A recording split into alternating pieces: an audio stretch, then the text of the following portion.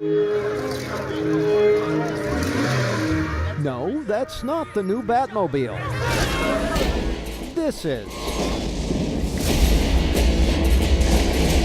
And here it is. I don't think it needs any introduction, but of course, it's the Batmobile, and Warner Brothers has been good enough to let me rent it for the day to take it around beautiful downtown Burbank. But the question is, should I get the lost damage waiver?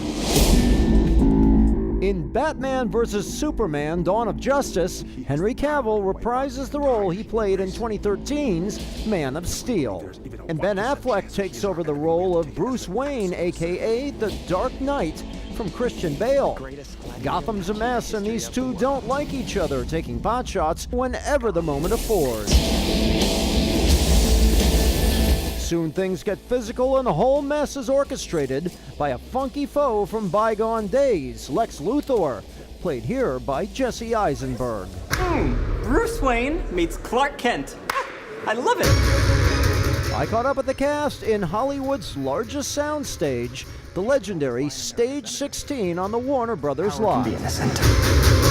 I had read somewhere, and I wonder if you could verify this, that you actually ran into Christian Bale in a Hollywood costume shop. You both were buying Batman costumes for your kids? We weren't necessarily buying Batman costumes, but we were in a costume shop buying Halloween costumes for our kids. I have two girls, and not that a girl couldn't be Batman, but they were looking at a multitude of costumes, and so as I recall was Christian. But yeah, I did happen to run into him on some random Tuesday, and I thought it was a great sign, for me. I don't know how he felt about it. Maybe he was just trying to avoid me, but I thought it was great.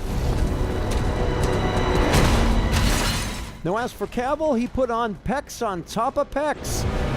The product of 4 months of training, followed by 6 months of a mass gain regimen. Which is 5,000 calories a day and a lot of 10 by 10 of heavy weights. And that just builds mass. 5,000 calories a day. It's a lot, yeah, but it's fun. Now, let's talk fashion for a moment. While I wouldn't do well in the super suit, It's gonna work for me? I don't think so. on Henry Cavill, it fits like a charm. The most important addition for me was the ability to go to the bathroom whenever I wanted. They added a zipper, essentially. Amy Lois Lane Adams calls her character's stylings sassy corporate. It's called a bullet. Sassy corporate. I think that's going to have to be a thing now. I love that term. That's a great term. Sassy corporate, yeah. Black and blue. Now, I never knew that megalomaniacal villain Lex Luthor's name was actually short for Alexander. Well, be that as it may, Jesse Eisenberg went for the casual Mark Zuckerberg with a loose screw look, with a side dose of garage band hair. Now, as far as the hair is concerned, it was longer. I wouldn't imagine looking at your hair that it would tend to go out. Your hair would tend to go up and out. Was that a wig?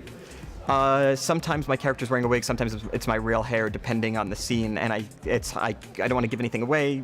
Obviously, you know what happens to my character, but sometimes it would be impossible to be in a wig, so I had to, of course, grow my hair out to look like that. Okay. So did you ever have long hair when you were like a kid growing up? No. My hair, as it grows, it expands laterally, so I had to so they had to like straighten it. They have all sorts of equipment. It's the ping pong ball effect kind yes, of. Yes, exactly. And as for the Bat Duds, well, this time around, they're like driving a high-end Beamer.